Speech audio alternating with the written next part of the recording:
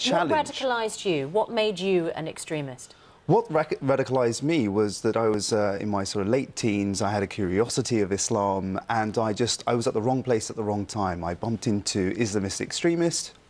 They presented to me Islam in this kind of over-politicised sense, which was actually hijacked by Islamism. Just listen to these young people. I mean, what was interesting in that interview, that very emotional interview, and Pierce asked the question, you know, what was the mindset of this person? How can we make sense of it?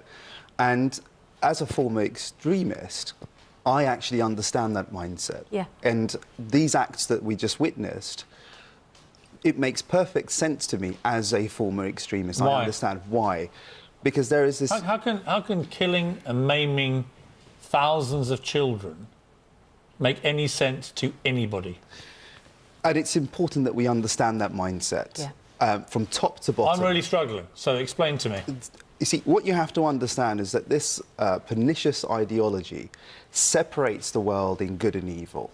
It pits the individual, the extremist, against everybody else and dehumanises everybody that is non-Muslim and also Muslims that disagree with this individual. But in his head, how is this guy justifying what he's doing? He believes, and this is very important, he actually believes that he is serving God. He's actually doing good in the world. That's very important to understand. And what in Islam says that that's okay?